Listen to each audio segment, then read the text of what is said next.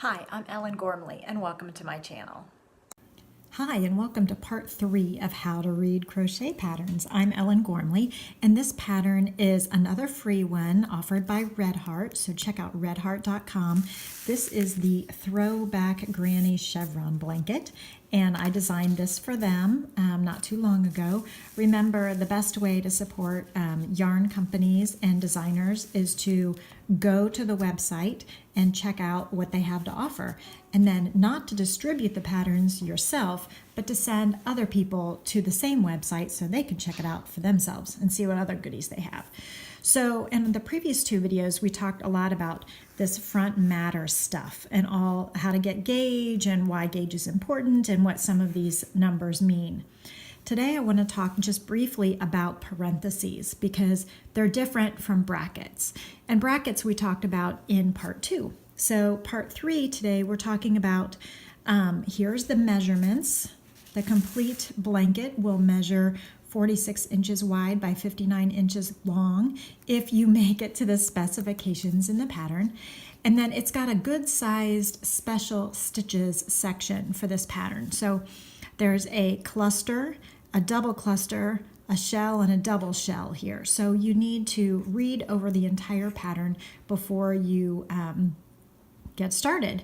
So in this special stitches section, remember we talked about brackets. Here's a bracket here before in the cluster definition. Yarn over, insert the hook in the same stitch, yarn over and pull up a loop, yarn over, draw through 2 loops on the hook, end bracket, and it tells you the specific number of times that it needs to happen. Remember we talked about brackets. So what I want to show you next though is the difference with parentheses. So down here in the definition of double shell, parenthesis, 3 double crochet, chain 3, 3 double crochet in indicated stitch or space. So this gives us the clue, and this is what I want to emphasize about parentheses. When you have parentheses in a pattern, imagine holding a bunch of stitches in your hand. It's like the parentheses cup the instructions, they're in the middle. So if you're a big math geek, or a big math fan, which I'm not, but you know that the stuff that's inside parentheses gets done together or first, and it's the same with crochet patterns.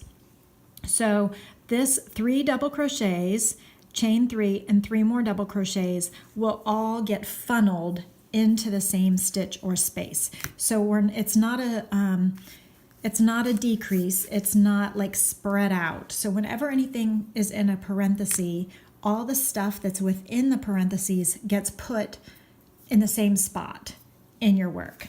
So if it's a chain 1 space, then all of that will go in the same space. Or if it's a stitch saying the shell needs to go in the next double crochet or whatever the pattern says, then all of that stuff together will go in that 1 stitch or that 1 space, whatever's indicated in the pattern.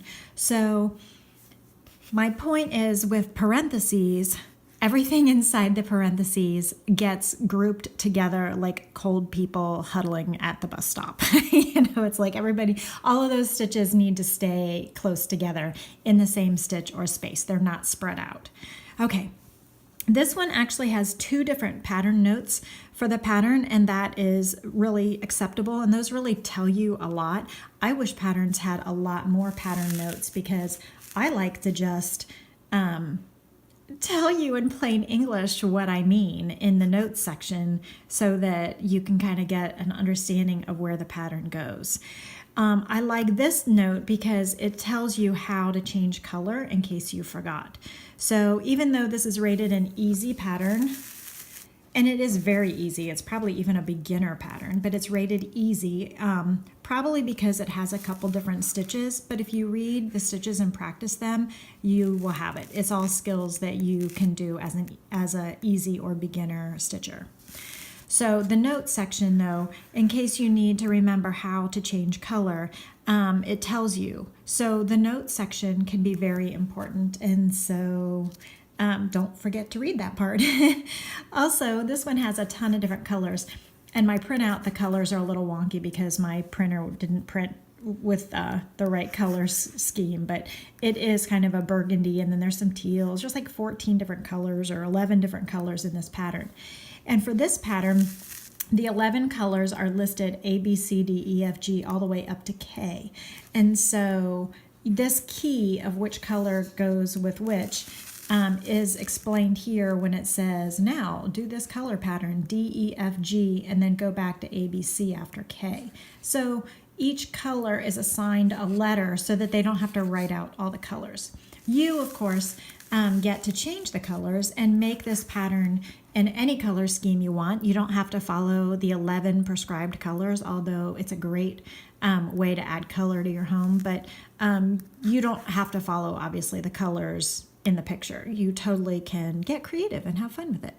So I can't think of anything off the top of my head about what I want to say in part 3 of how to read patterns. So if you have any questions about crochet patterns or anything that I missed that you're saying, Ellen, don't forget, please ask me in the comments below and I'll make a part 4 if necessary. But thank you for joining me on this series of how to read crochet patterns. And this one covered parentheses. Thanks so much. Bye.